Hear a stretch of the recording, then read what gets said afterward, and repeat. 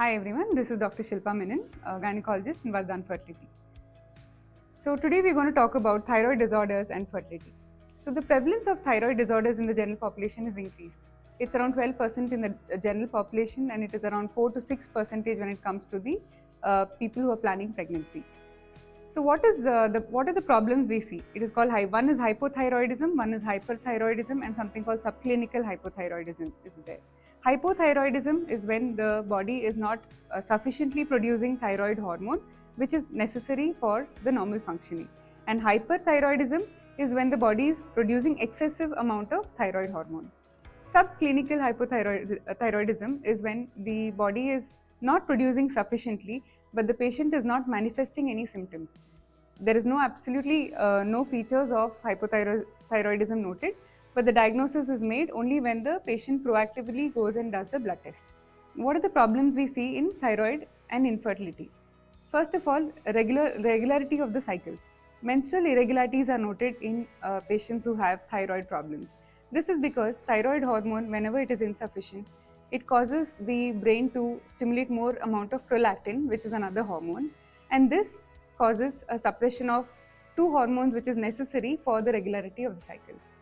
So thyroid and prolactin is interrelated. Another feature we see in hypothyroid patients is heavy menstrual flow. This is because the normal clotting mechanism which is required for the clotting to occur is inhibited because of the reduction of the thyroid hormone. Hence, we see some patients having heavy menstrual flow. So these are the two features we see. So patients will come with irregular cycles or sometimes with menorrhagia or heavy bleeding just because of the reduction in the thyroid hormone in the body. Second problem is anovulation. Anovulation means ovulation does not occur. So we know that for a reproductive physiology, we need every woman to ovulate, and this ovulation does not occur. This egg which has to be released ideally on the 14th day of the cycle does not happen. The third problem what we see is the luteal phase defect. So whenever the embryo is formed, it has to be implanted into the endometrium. That is, it has to go and attach to the endometrium, which is the layer of the uterus where the pregnancy has to grow. Now whenever people have hypothyroidism, thyroid hormone inhibits the adequate progesterone secretion. Progesterone is a hormone which has to form the good layer of the endometrium so that implantation can occur, and this is inhibited because of a deficiency in thyroid hormone. Therefore, there is implantation failure. So these are the main problems which we see when thyroid is not corrected and patients are planning for pregnancy. Now, even if pregnancy occurs, we see miscarriages in the first trimester, and in the second and third trimester, we see patients who are pregnant developing associated conditions like preeclampsia, that is gestational hypertension or preeclampsia, nothing but hypertension in pregnancy. Sometimes they develop anemia because of thyroid disorders. Many of them have preterm deliveries. Many of them have growth restriction of the fetus. All these are associated with pregnancy. So now, how do we diagnose this thyroid disorder?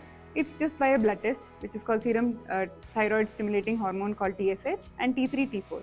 So this blood test, ideally it used to be done in the fasting initially, but there are many studies which shows that fasting is not necessary now. You can give it as a random sample also. How do we diagnose thyroid disorders? It is by a simple test called thyroid profile, which includes the serum TSH and T3, T4. After undergoing the test, your doctors will help you and explain to you regarding the normal value. See, basically the normal value in a general population, we can take normal up to 5, that the TSH value.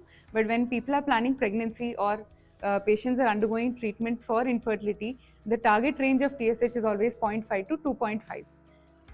Based on this, based on your weight, your doctor will prescribe you the adequate amount of thyroxine supplement, which is a hormone, which has to be taken in a fasting state of minimum 4 to 5 hours. That is, the first thing you do in the morning should be to take your thyroid supplements. And once you start the medication for around 6 weeks, we ask you to repeat the blood test. So if at all any change in the dosage has to be done, your doctor will change it accordingly. Now, question is whether you need to take it lifelong. Maybe not, because it is very much essential for your pregnancy, for your ovulation, and till your delivery. After delivery, if a patient is taking less than 50 micrograms, we generally tell the patients to stop the medication after delivery and to recheck the sample after 6 weeks. And if your TSH has come back to normal, we can discontinue.